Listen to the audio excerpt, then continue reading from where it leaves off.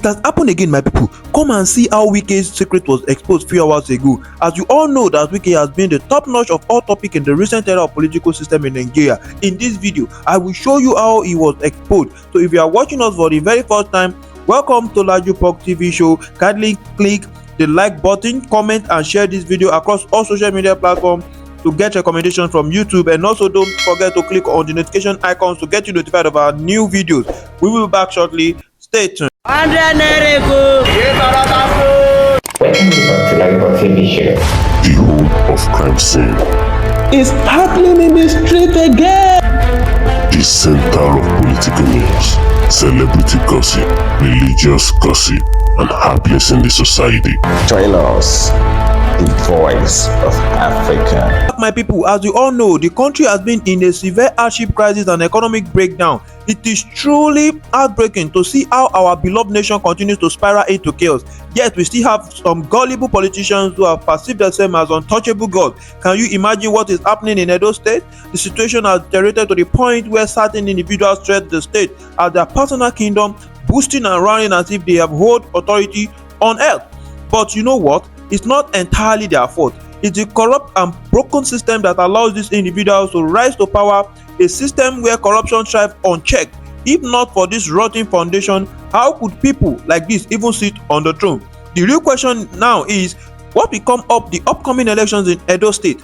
Are we going to witness another round of the same old political game, the jingoism, nepotism and maladministration that the people have been grown tired of? Is it not predictable that after the election, citizens will return to the street complaining about the same cycle of failed leadership and betrayal? The sad part is, many of us believe that changing the government is the solution to our problem, but we fail to recognize that the truth change must come within us. We should be focusing on building and developing ourselves rather than waiting for a government that continually disappoints. This brings me to why I appreciate people like Rufai Ofeni, who put things into perspective. Just a few hours ago on Arise TV, Osheni analyzed the situation with Wike, breaking it down in a way that truly resonates with the reality we face. It's not enough to criticize or point fingers. We need voices that expose the truth and challenge the status quo. Wike's actions were laid bare, broken into pieces and rearranged by Oseni in a critical analysis that we all need to pay attention to. My people, I don't want to bore you with too much of my endless analysis, but the truth must be told. We need to wake up and realize that the future of this country rests in our hands, not in the hands of politicals who care little for the people's struggle. With that being said, let's not wait any more time. Let's dive into the video and see how Wike was exposed in full by Rufai Oseni. Stay tuned, we'll be right back and more insight and commentary on the unfolding drama in our political landscape. We'll be back shortly. Stay tuned. Very much, Dr. Abbott. Well, it is imperative for us to know that the leadership of any organization determines the shape, culture, and the attitude of members of that organization. Because with all these things we have said about the FCT minister and the former governor of Rivers State, the organ that is responsible of ensuring that party members fall into line, like you have the whips in the National Assembly or in the State Assembly, is the leadership of the party under Ambassador Eliasu Amago. And I always like to reference something, and I think I've said it on this table, on this platform as well, that when the former governor of Ebonyi State, now Minister of War, Engineer Dave Umahi, was rallying with the APC, the National Working Committee, under the leadership of Uche Sekondo, queried Engineer Umahi and asked for explanation on why he's relating. So, rather than Ambassador Elias Udamagun's leadership to address the question that you have raised, all they are doing is to organize shoddy congresses across the country and be claiming that they are helping the party.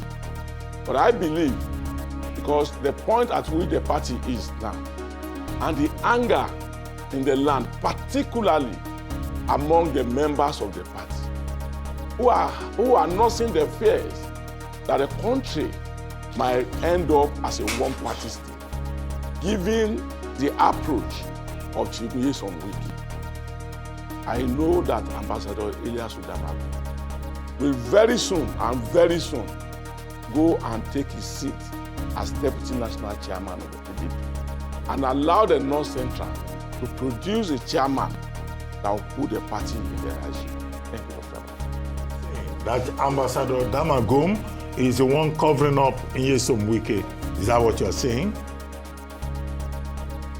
What I'm saying is very clear, and we all need to be clear about that, Dr. Abati. It is the leadership. But let me give you an instance, Dr. Abati. It's everywhere. Wike is going to be invited by the disciplinary committee, chaired by Chief Ikimi, former Foreign Affairs Minister. Dr. Abati, I can say it here. I don't give a damn.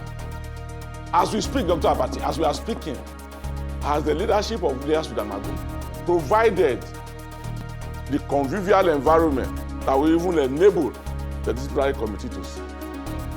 Have they claimed that they have a memoranda before them in respect of seeking to discipline any member of the party? Dr. Abati, I don't know, but I believe that Rufy the Fire will be conversant with the language I want to use now. There's this language among the millennials and Gen Z. They say na lamba. So what is happening now is just a lamba. That's how to put it. Lamba. All right. So let's now talk about River State, especially since this is where Mr. Nyesom Wike has his structures.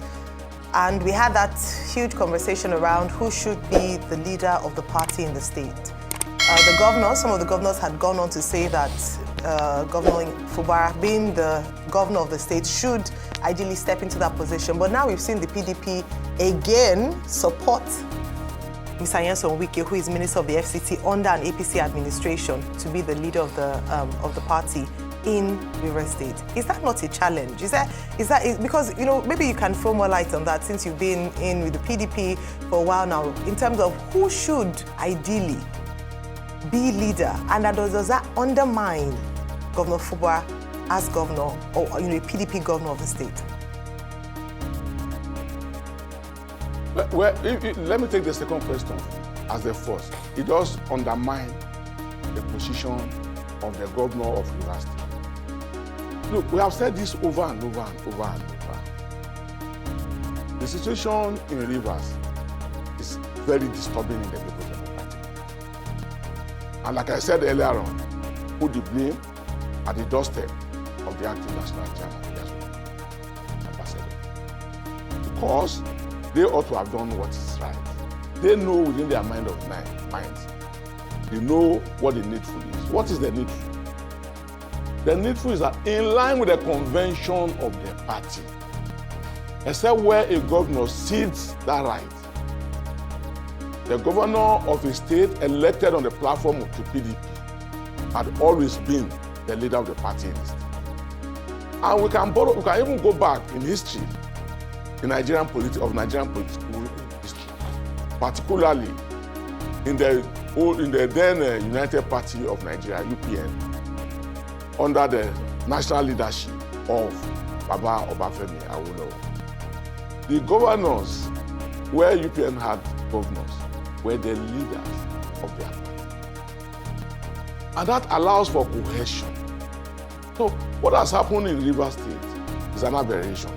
But I can also add to this, Ayo, you should understand that the congresses generally are challenged, but the one that is most disturbing is what happened in River State, where because of the division in the party, those who belong to the Fubara camp paid for forms to contest positions in the party, but they were not issued forms. They were not issued forms. And the matter went to court. And the court decided that hold down the Congress. But what did we see? So if you look into the PDP, the challenges, they are too huge. And it borders on the compromises with Ilyas Udamagu, with the National Secretary Sam Anyanwu, with the National Organizing Secretary, Captain Umar Bature. They are the ones that can explain the situation. I have shoved the party to the level that we are. And it may interest you to know, they are going around state by state. If you don't align, they suspend you from the party. As I speak with you, I'm aware they are in the Okekoko ward in Kaba, where I come from, where I'm registered as a party member. But with that, how does that help them? Okay. How does it help? You see, Mr. Alogbodiyan, I'm a happy man this morning. When I was shooting this gun at you a couple of weeks ago, you were towing the line of peace. People say, that Rufai boy is a stupid boy. He's too radical.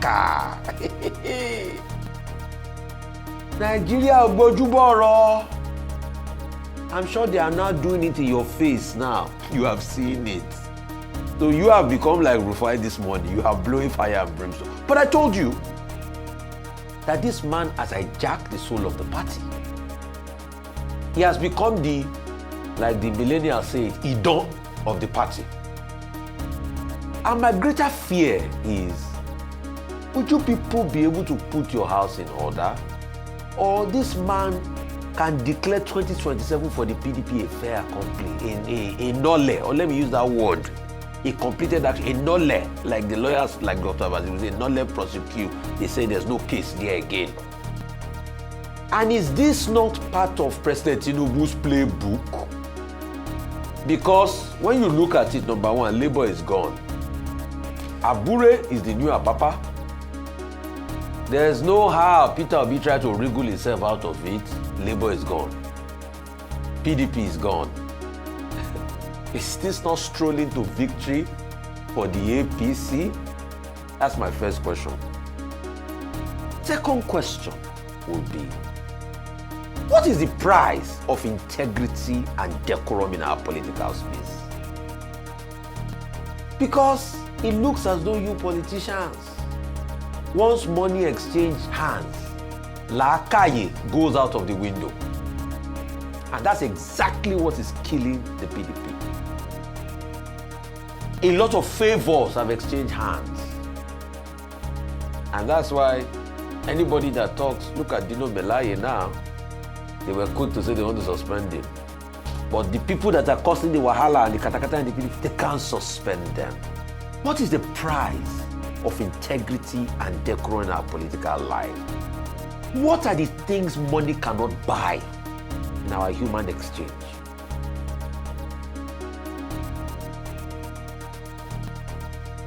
Okay, thank you very much, Doctor. Rufi the Fire. Thank you very much. Let me start with the first question. Will the PDP go down? It will not go down. Once again, I want to reassure you that the PDP will not go down. It won't. No matter the current challenges, it will not go down. Look, I don't want to use this word, but Rufi, let me tell you, this party, the People's Democratic Party, go and check the history. It's like a sphinx, that bird, that will die and return to life. You understand? That is what PDP is. These are the situations that we are facing are just momentary.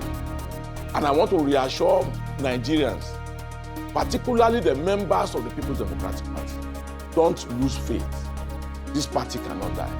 It's an institution already. It's the only party that has survived the odds since 1998 till date. So this is just one of the odds. When you talk about,